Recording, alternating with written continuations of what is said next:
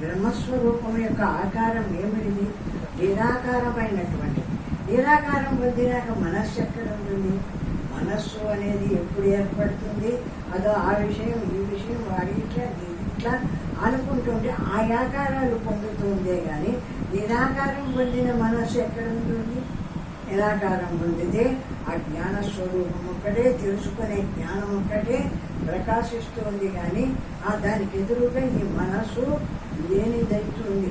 కాబట్టి అటువంటి స్థితిలో నిలిచి ఆ బ్రహ్మాన్ని అనుభవం చేసుకోవాలా అంటారు. అంధకారమయమైన అజ్ఞాన ఆవరణ యొక్క అంతిమ సరిహద్దులో స్వయం ప్రకాశమైన బ్రహ్మజ్ఞానము వెలయిచున్నది. అంతిమ సరిహద్దు, లాస్ట్లో అంతిమ సరిహద్దులు అంటే లాస్ట్లో ఈ బ్రహ్మాకార వృత్తి కలిగి బ్రహ్మమై నిలిచి బ్రహ్మమాత్రంగా ఉన్న స్థితిని అంతా కూడా చూడగలుగుతూ ఉంటాము. సర్వాభిలాప విగతః సర్వచింతా సముత్థితః సుప్రశాంతః సకృజ్యోతిః సమాధిరచలోభయః. ఈ ఆత్మ వాక్కులకు అతీతమైనది, చింతించుటకు అలవి కానిది. వాక్కుతో ఏదేది చింతించవచ్చు. ఏ రూపం కలిగిన వస్తువునైనా ఇది నల్లగా ఉందో, తెల్లగా ఉందో, ఎత్తుగా ఉందో, గురువుగా ఉందో, ఏ వర్ణన చేసైనా రూపం కలిగిన వస్తువును చింతించవచ్చు, అనుకోవచ్చు. కానీ నిరాకారమైనటువంటి వస్తువు పరమాత్మ జ్ఞానస్వరూపం. జ్ఞానానికి ఏ ఆకారము లేదు. తెలుసుకోవడము అనేటువంటి ఒక జ్ఞానం తప్ప ఏ ఆకారము లేనిది. కాబట్టి ఆ నిరాకారమైన వస్తువును మనస్సుతో ఎట్లా తెలుసుకోగలుగుతాం? మనస్సుకు ఆకారం ఉంటేనే తెలుసుకోవాలి. కాబట్టి నిరాకారమై ఉన్నప్పుడు శుద్ధ జ్ఞానం ఒక్కటే ఉంది, తెలుసుకునే జ్ఞానం ఉంది. మనస్సు లేదు, ఏ ఆకారం లేదు. అటువంటిప్పుడు జ్ఞానమాత్రంగా నిలిచి ఈ జ్ఞానము నా స్వరూపము, ఈ జ్ఞానము బ్రహ్మము అని జ్ఞానాన్ని మాత్రమే తెలుసుకోవాలా. ఆ స్థితిలో అది సుప్రశాంతము సకృజ్యోతి రూపం. అది సుప్రశాంతం సకృజ్యోతి సమాధిరచలోభయ అని. సుప్రశాంతం అంటే ఆ పరమాత్మ స్థితిలోకి పోయి పరమాత్మగా నిలబడినప్పుడు ఈ ప్రపంచ విషయము, ఆ వాక్కు, మనస్సు ఏది కదలదు. కాబట్టి ఎట్లుంటుంది? సుప్రశాంతము అంటే ప్రశాంతము అంటే చాలా ప్రశాంతంగా ఉండడము. సుప్రశాంతము అంటే ఇంకా ఎక్కువ ప్రశాంతం కలిగినటువంటిది ఈ పరమాత్మ స్థితి. బ్రహ్మమాత్రంగా నిలిచినామంటే అక్కడ వాక్కు ఏమాత్రమో, శబ్దం ఏమాత్రమో పనిచేయలేదు. కాబట్టి రూపం ఏది ఉండదు. కాబట్టి హాయిగా శాంతంగా నిలిచింది. సుప్రశాంతం సకృజ్యోతి, దానంతటది ప్రకాశించేటువంటి శుద్ధ జ్ఞాన స్వరూపంగా ఉంది. అదే సమాధి స్థితి. సమాధి రచలోభయ. ఆ సమాధి అనేది అచలమైంది, కదిలేటువంటిది కాదు, అభయమైంది, భయం లేనటువంటిది. అటువంటిది ఈ పరమాత్మ యొక్క సమాధి స్థితి అంటున్నారు. భయరహితము అచలము, భయం లేనటువంటిది. ఆ స్థితిలో అట్లా నిలబడినామంటే, ఏది అనకుండా నిలబడినామంటే, జ్ఞానం ఒక్కటే ఉంటే అక్కడ ఏముంది? భయం పెడడానికి, భయం తేవడానికి మనస్సు చేస్తుంది. అమ్మ ఇక్కడేమో ఉంది, అక్కడేమో ఉంది, అదేం చేస్తుంది, ఇదంతా అనేది మనస్సు. మనస్సే లేని స్థితిలో భయం ఎక్కడి నుంచి వస్తుంది? కాబట్టి భయరహితమైంది, ఏ భయము లేనటువంటి శుద్ధ జ్ఞాన స్వరూపమైంది పరమాత్మ స్థితి. సమాధి ద్వారా పొందదగినది. అది ఎట్లా తెలుసుకోవాలా? ఆ బ్రహ్మత్వాన్ని, ఆ పరమాత్మ స్థితిని అంటే సమాధి వలన తెలుసుకోవాలా. సమాధి అంటే ఏమిటి? మనోబుద్ధులన్నీ విషయ రూపాన్ని అంతా వదిలేసి మనస్సు లేకుండా పోయి శుద్ధ తెలుసుకునే జ్ఞానం ఒక్కటే ప్రకాశిస్తుంది చూడు. జ్ఞానమాత్రంగా నిలబడినవే అది సమాధి. ఆ విధమైనటువంటి సమాధితోనే తెలుసుకోగలిగింది ఈ బ్రహ్మత్వము. ఇక దేనివల్ల తెలియబడేది కాదు. ఇతర విషయాలన్నీ మనసుతో ఊహించి రకరకాల నామరూపాలు ఉంటాయి కాబట్టి వాటిని ఊహించి తెలుసుకోవచ్చు. నిరాకారమైన ఈ బ్రహ్మాన్ని ఎట్లా తెలుసుకోవాలా అంటే అన్నీ వదిలేసి నిలబడి ఈ శుద్ధమైన జ్ఞానము నా స్వరూపము, ఈ నేను బ్రహ్మము అని ఆ బ్రహ్మాన్ని ఆ అనుభవంతో తెలుసుకోవాలా. సర్వావిలాప విగత, మాటలు లేనిది అనగా భావములను వ్యక్తపరచు పదములు లేనిదే నడప. అది సర్వావిలాప విగత అంటే ఆ విషయం మాటలు అనుకుంటూ ఉంటాం కదా. ఇప్పుడు మన మనస్సు ఏది అనుకున్నా లోపల మాట్లాడుతుంటుంది. నిరంతరం వదలకుండా వాడేమో బ్రహ్మం అని ఆ వేమన చెప్పినట్టు ఎంత వదలకుండా ఉంటావో లోపల, ఏది అనకుండా ఉంటావో ఏ రూపము ఏర్పడదు. కాబట్టి అట్లా ఉండదు ఈ మనస్సు. ఈ లోపల ఉండేటువంటి వాక్కు ఉంటే ఈ వాక్కు నిరంతరము వదులుతూ ఉంటుంది.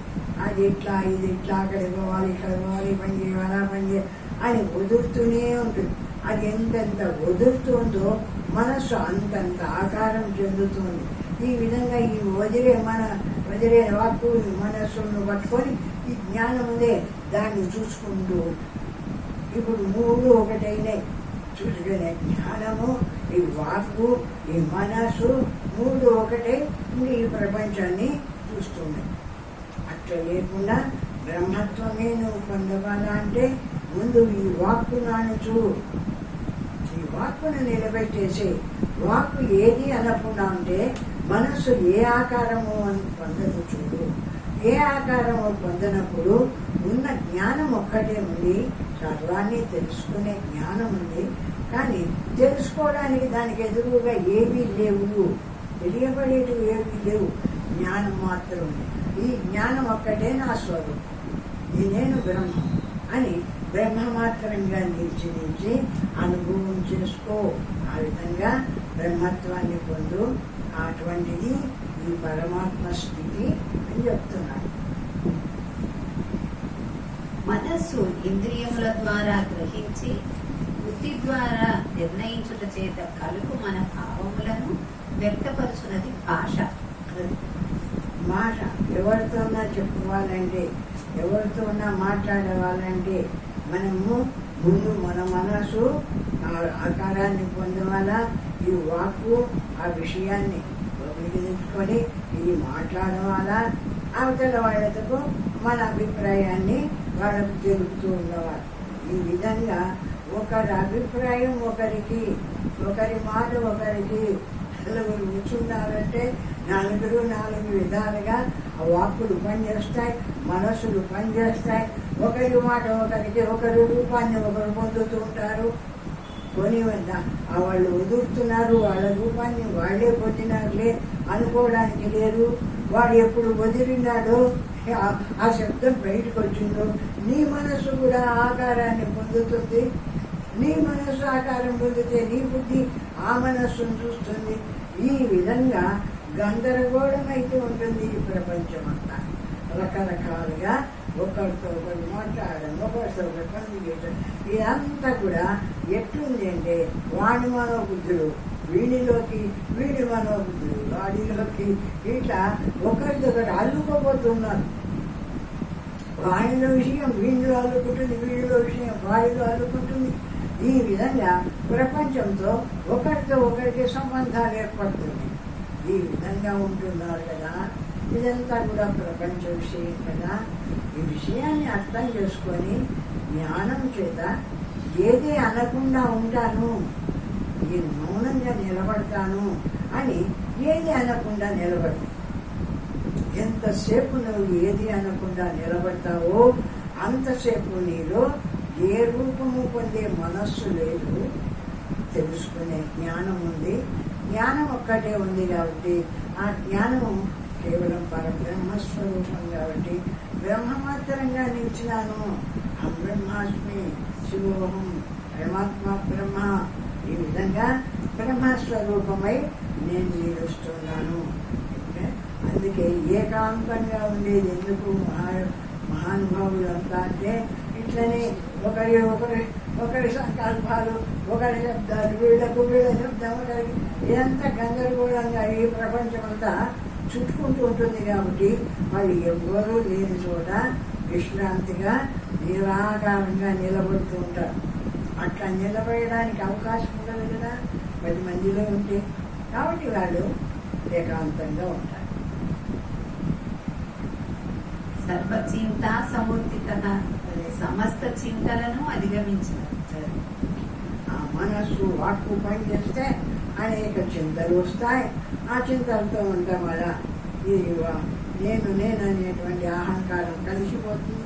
ఇదంతా లేకుండా హాయిగా నిలబడుతున్నాడు. ఎప్పుడు ఏది అనకుండా నిలబడినాడో, నిశ్శబ్దంగా మౌనంగా నిలబడినాడో అప్పుడు సర్వచింత సముద్దిత. అన్ని చింతలు లేకుండా పోయినాయి. శుద్ధ జ్ఞానం ఒక్కటే ప్రకాశిస్తుంది ఇక్కడ. ఆ జ్ఞానము ఆ పరబ్రహ్మస్వరూపము, పరమాత్మస్వరూపము. అదే దేవుడు.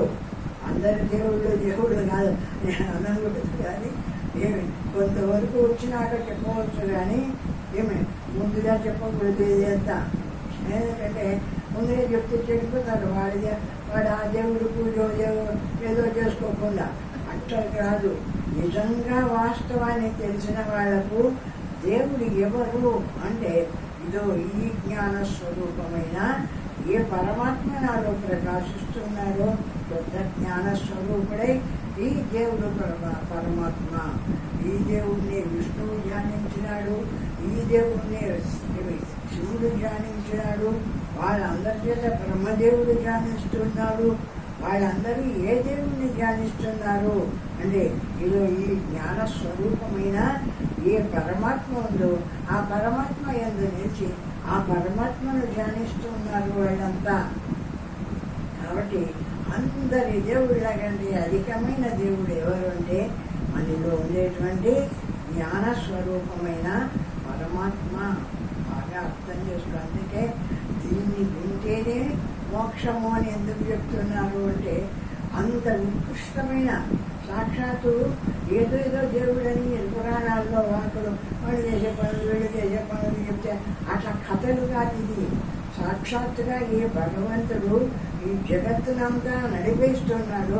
ఆ భగవంతుడిని చూపిస్తుంది ఈ పరమాత్మ శక్తి. ఇటువంటి జ్ఞాన స్వరూపము సర్వవ్యాపకంగా ఉండి ఈ జగత్తునంతా కూడా నడిపిస్తూ ఉన్నాడు. అటువంటి దేవుణ్ణి గురించి విచారణ చేస్తున్నాం కాబట్టి ఇది శ్రేష్టమైనది. ఏమి ఆ వేదంలోనే ముక్తి వస్తుంది అని చెప్తున్నాడు. నువ్వు ఆచరించడం విను చాలు. ఇటువంటి బ్రహ్మ విద్యను గురించి వేదంలోనే ముక్తి ఉంది.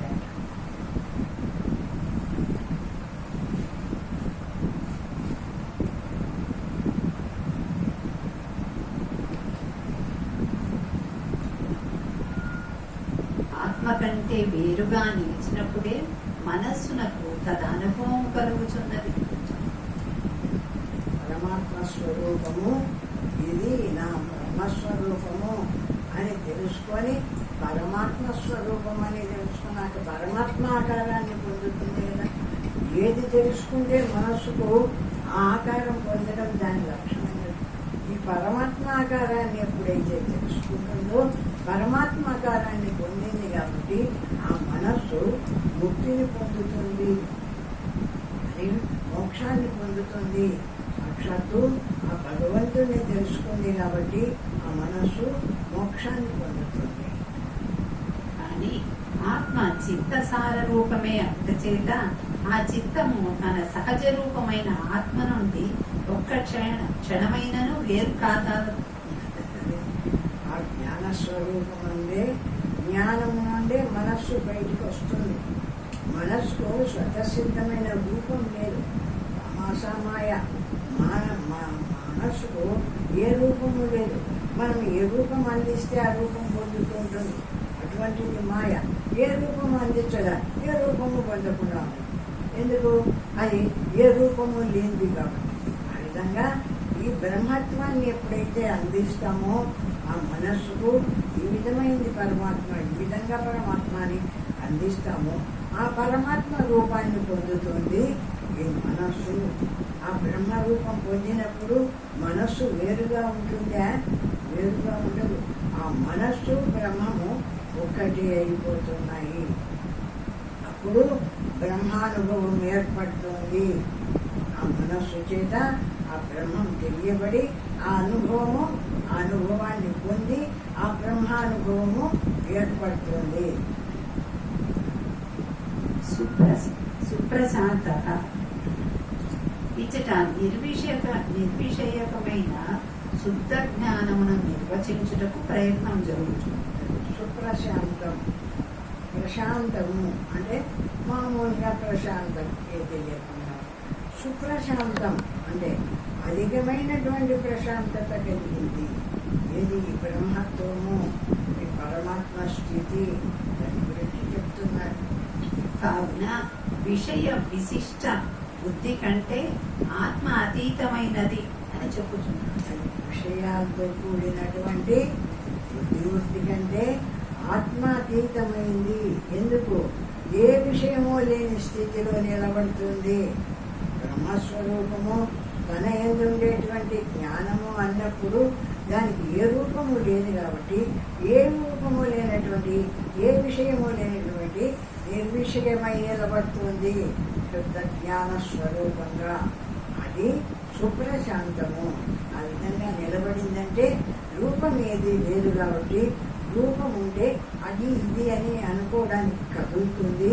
ఏ రూపము లేకపోయే వాడికి ఎట్లుంది అంటే సుప్రశాంతం. ప్రకృతి సమాధి ఆ విధమైనటువంటి సమాధి స్థితిలో నిలిచిపోయింది.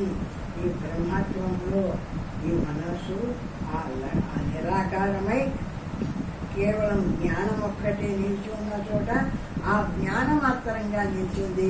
ఇప్పుడు జ్ఞానము చూడబడేది జ్ఞానమే, చూచేది జ్ఞానమే, రెండు ఒకటే సుప్రశాంతం. ఏమనకుండా ప్రశాంతంగా నిలబడినాయి. ఆ స్థితిని పొందుతుంది ఈ జ్ఞానస్వరూపం. అనగా ఆత్మ యందు బుద్ధి పనిచేయలేక విశ్రాంతి నొందుచున్నదని భావం. ఆ బ్రహ్మమాత్రంగా ఎప్పుడు నిలబడిందో, పరమాత్మ స్థితిలో నిలబడిందో అక్కడ ఆ మనస్సు పనిచేయదు. అంటే ఏదైనా అనుకున్నప్పుడు ఆ విషయ రూపాన్ని పొందుతుంటుంది. కానీ ఆ విషయమో ఈ విషయమో మనం అనుకుంటున్నప్పుడు ఆ విషయ రూపాన్ని పొందుతుంది. కానీ ఆ విషయాన్ని తెలుసుకుంటూ ఉండేటువంటి ఏ జ్ఞాన స్వరూపం నేను జ్ఞానమాత్రంగా నిలబడుతున్నామే, జ్ఞాన స్వరూపంగా నిలబడేవాడికే ఆ మనస్సుకు ఏ రూపము లేదు కాబట్టి ఏ పని చేయక జ్ఞాన స్వరూపమే నిలబడుతుంది. ఇది సకృజ్యోతి సమాధిరజోభయ అంటే స్వతంత్రంగా తానుగా నిలబడినటువంటి బ్రహ్మస్వరూపము. అటువంటి ఆ తానైన సకృజ్యోతి అయినటువంటి ఆ బ్రహ్మము అదే సమాధి స్థితి. బుద్ధివృత్తి ఏ పని చేయలేదు. సమాధి ది అంటే బుద్ధివృత్తి సమస్థితిలో నిలబడింది. ఏ స్థితి? పరమాత్మ స్వరూపమైన సర్వవ్యాపకమైన ఏ బ్రహ్మస్వరూపముందో ఆ బ్రహ్మమై సమస్థితిలో ఆగిపోయింది. సమాధిరజోభయ అభయస్వరూపమై నిలబడుతుంది. ఆచార్యుడు అది సకృజ్యోతి అని చెప్పుచున్నారు. అనగా ఆత్మ స్వయం ప్రకాశకము. దానిని ప్రకాశింపచేయుటకు మరి ఒక జ్యోతి అవసరం లేదు. సకృజ్యోతి అంటే ఏమిటి అంటే ఆ పరమాత్మను ప్రకాశింపజేయడానికి ఇంకొక ఏదైనా ఒక అంటే ఆ వెలుగు కావాలన్నా దాన్ని ప్రకాశింపజేయడానికి. అంటే అదే వెలుగు స్వరూపము. ఇప్పుడు కళ్ళు మూసుకొని పనుకొని మంచంలో ఉన్నా కూడా మనం ఏ ఊరు అనుకుంటే ఆ ఊరున్నంతా చూస్తూ ఉంటాం కదా. ఏ ఊరిని అనుకుంటే ఆ ఊరినంతా ఎట్లా చూసినావు? ఇప్పుడు కళ్ళు ఇప్పుడు